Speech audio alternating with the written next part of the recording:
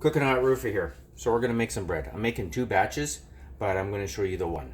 So what we're gonna do, take a tablespoon, or you know what, better yet, we'll do our hot water first. I've been doing laundry and dishes, so my water's almost out of hot. And so, but in the meantime, while it's heating up, grab our yeast.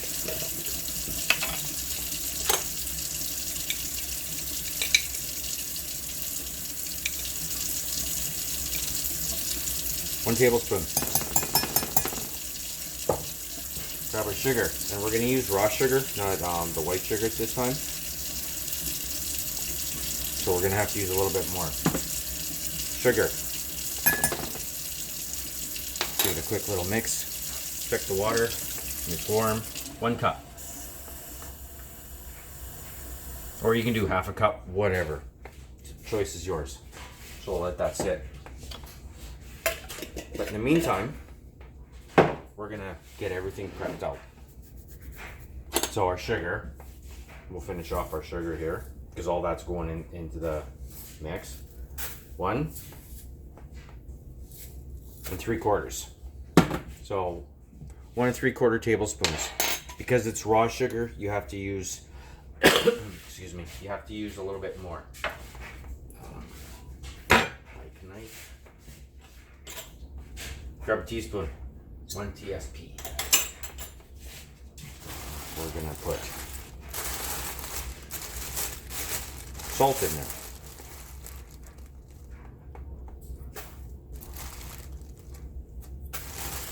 That's it, that's all. Okay, so we can probably put these back now.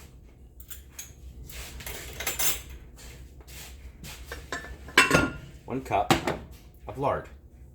Now we're going to use actual pig lard. Ooh, lard. So I did have it in the microwave. Probably don't have enough. Nope. But you know what? It's not hard to just plunk it in there and re-nuke it if I need to.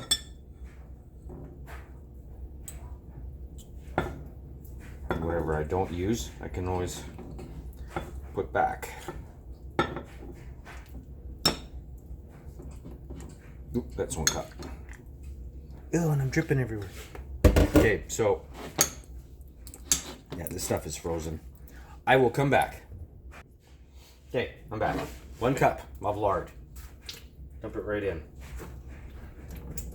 Still a little bit firm, but that's okay. We can fix that. Put that in the sink.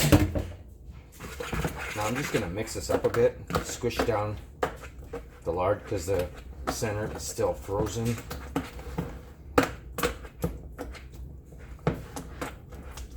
You can nuke it all the way through, so then it's cooking hot.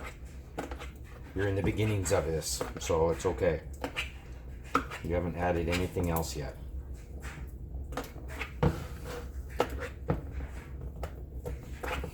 We're gonna do this 2 ways today. I'm out of bread, so I need to make some bread. All right? That's why I'm doing this today. I need a little bowl. Whatever. Just use, no, actually, I'll just use the bowl that I've been working with all the lard in it. There. So, here's my yeast. It's starting to build. I'll grab another fork, clean one. And I'll give this a little bit of a stir.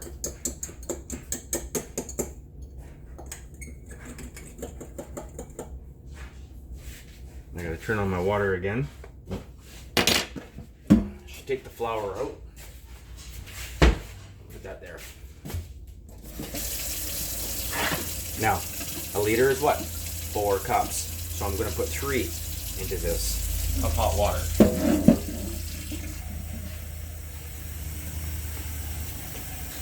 Because I still got that 1 cup, right? There we go.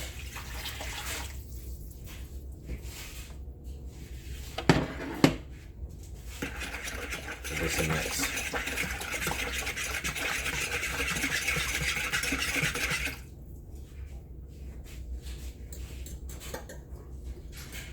we'll just add this right to it.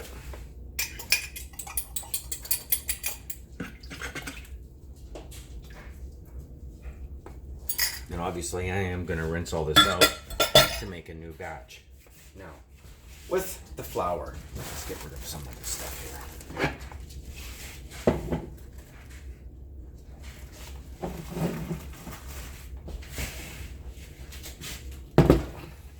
Flour, white flour, we're going to add a whack of it.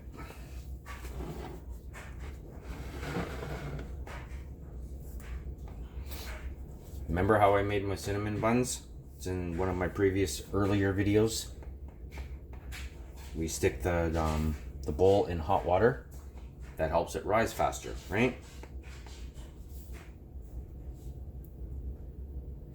You know what? I'm gonna just continue adding some flour, how I think it should be, and I'll come back. So hey, this is what you want it to look like, right? Let's give it some folds. If you find it a little bit wet, just add a little bit of flour. Just a sprinkle of it at a time. Rub it on top, give it a flip, and then flip it over again. So you want your consistency like dough. Okay, anyway, serious here. Oh, there we go. So what we do now is get the remainder of the dough down, clean off your hand. And what we're going to do is fill the sink, and I'll show you when I've done both with hot water. Remember how I said you want it to just be able to start to float. So basically what I'll do is I'll show you that again. I'll make both batches and then I'll show you exactly how it's supposed to look. Okay? Alright, so I'll come back in about 10 minutes. Okay, so yeah, it's been about 10 minutes. There's my dough. And remember how I said you just want to float it? Here's my other one. Right here. Move this over. So you can see it's slightly moving. And you're using hot tap water, right? Just as it starts to float. Done. And over to the other side.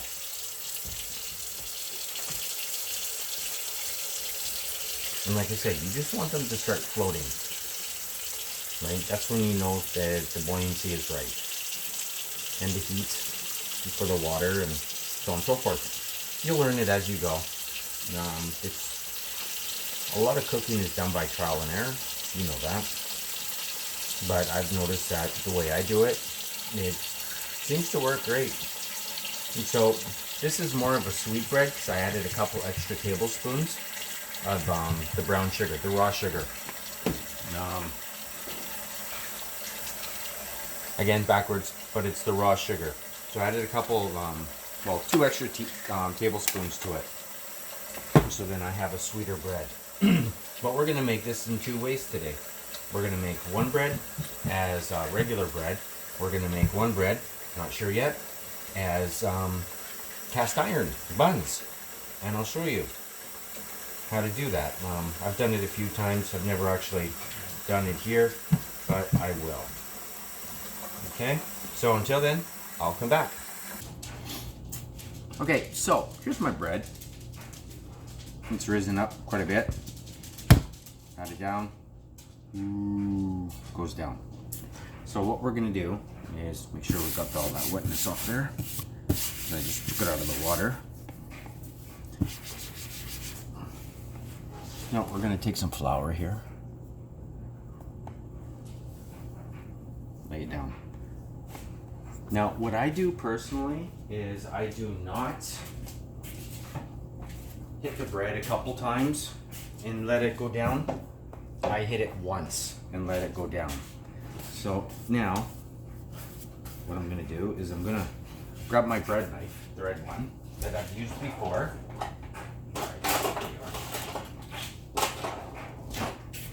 Cut the bread in half, or the dough.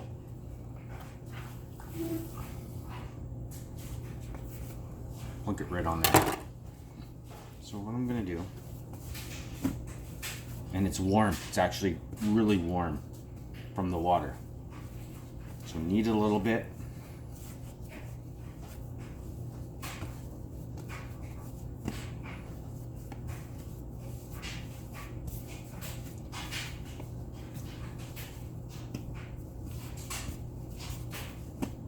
start ripping it.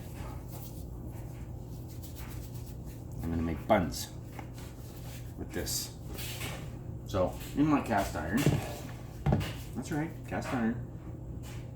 And I'll plunk right there. Get some dough on that.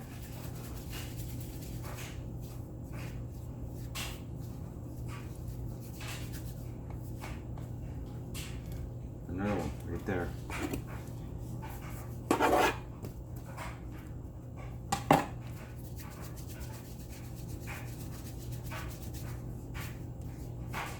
You don't have to make it look pretty. You can make it look like that. Well, maybe not that bad, but you get my point. Just make them roughly the same size and just put them right in there.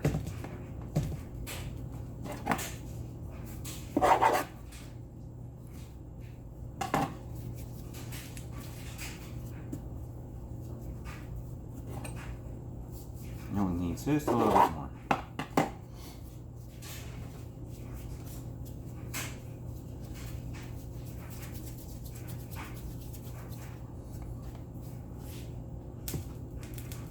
These are obviously going to be big buns, right?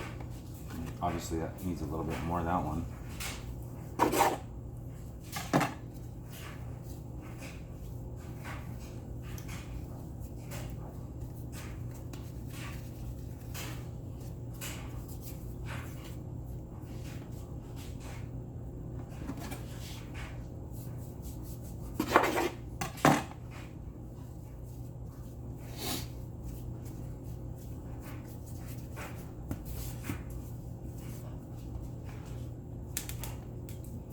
Flip that around.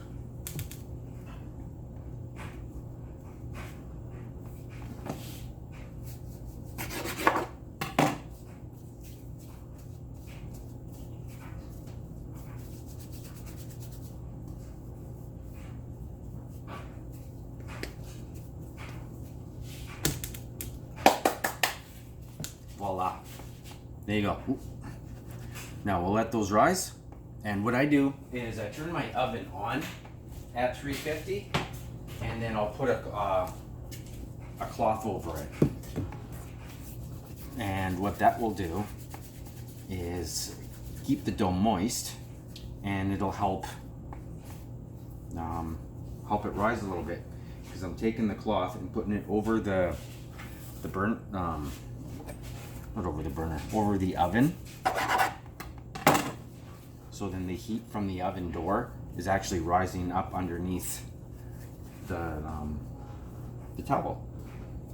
I'll come back and I'll show you. Okay, so I'm back to show you something else. Now, I'm not making regular traditional bread. I'm gonna make it into long loaves. So I'm just kind of kneading it a bit. This is a heavier bread because I've added a little bit more sugar to it. Not this one. This one's part of the buns, but these two are more of a heavier bread. So I'll grab the next cookie sheet.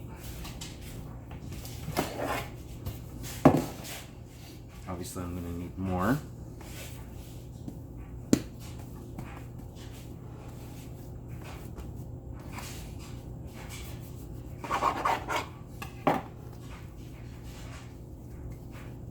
I'm just kind of folding it within each other.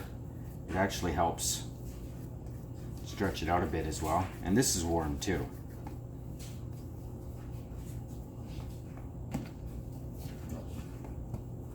There we go.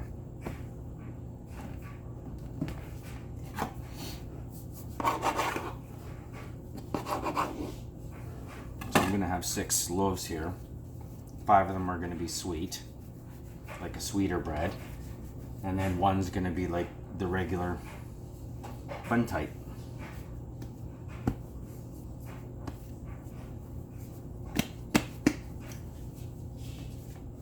You don't want to play with your bread a lot. You just want to be able to do it. Just knead it once. Personally, this is my personal choice. This is what I find. Some people say do it a couple times, whatever. With me, all I do is do it once. So here's my bread. And when I come back, I'll have this all clean and I'll show you how I do my my heating of the oven with the bread to help it grow faster. Okay, so I've got my oven on at 350. And see how it's kind of overhanging a little bit on the door? There's my door right there. The oven's ready. So the little bit of heat that comes out of that door, like I said, is getting underneath slowly, and it's gonna help rise my buns and my bread faster. So when I'm done this, I'll show you what it looks like.